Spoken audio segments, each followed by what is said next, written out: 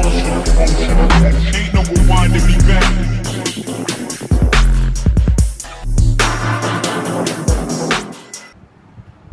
Hello there. Today we're going to learn a little bit about vibration, or to be exact, controlled vibration. What is vibration?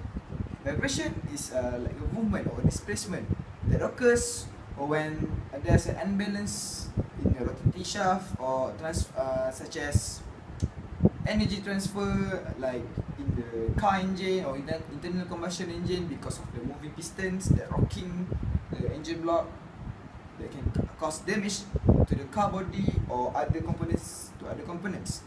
Okay, that's why we try to control vibration. Vibration can be controlled with this equation.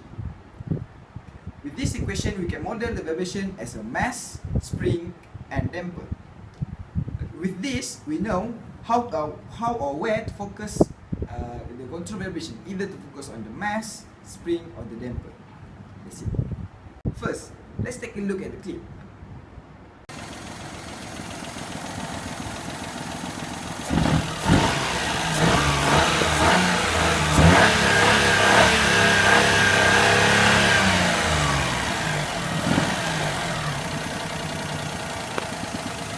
As you can see, engines produce a lot of rotation.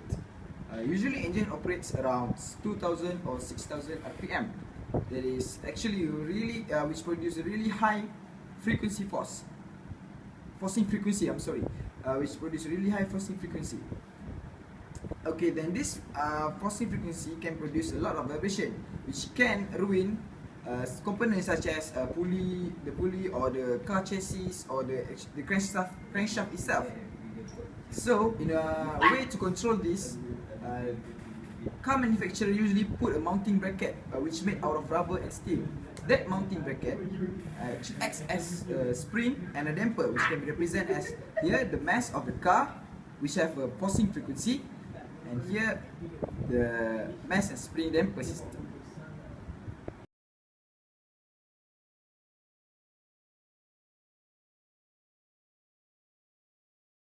In order to move the car or to turn the wheel, the power from the engine must be transmitted to the wheel. The power that transmitted must go past to a transmission or a gearbox, which increase the torque produced by the engine. Okay, the increased torque produced by the engine or the transmission have a unbalance in it, or actually produce a high forcing frequency, which can cause a vibration. That transmission or gearbox is vibration that occurs by it is controlled by another mounting bracket. Usually car manufacturers only put one or two at the gearbox because it produces lower vibration than the engine itself.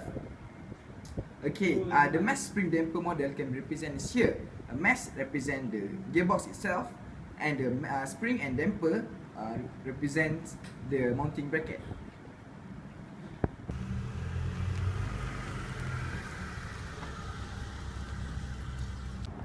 As the car moves around, because of the uneven road or speed bump, there will be vibration in the car body itself from the tire or from the wheel.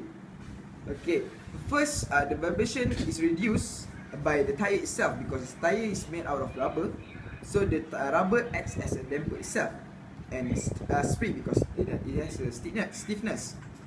Okay, from the wheel, they have a spring and absorber, which act as a spring and a damper itself, which absorb or reduce the vibration occurs when cars go through an even road or speed bump. Okay, all the connecting component for the suspension, which is the which is the bracket for the car absorber or the strut, is made out of rubber. To increase the dampening to help reduce the vibration. That's it. First, let's take a look at the clip.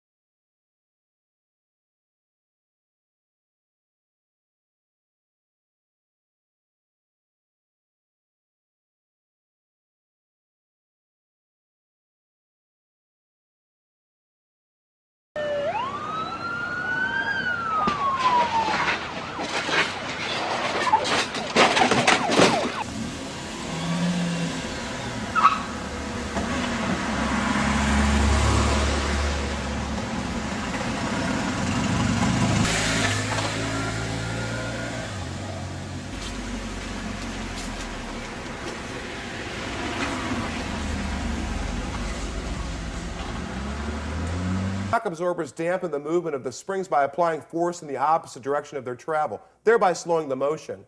Shocks control motion equally as well, whether the spring is expanding or contracting, resulting in a ride that's less bouncy. Okay, as the conclusion, without vibration control or control vibration, a lot of parts would have been broken, such as the connecting rod or the car chassis itself. And vibration can also produce loud noises. So, to enhance your driving experience, car manufacturer put a lot of effort in the control vibration. So, control vibration is important for our comfort and our safety itself. Thank you. That's it from our group, Vibrators.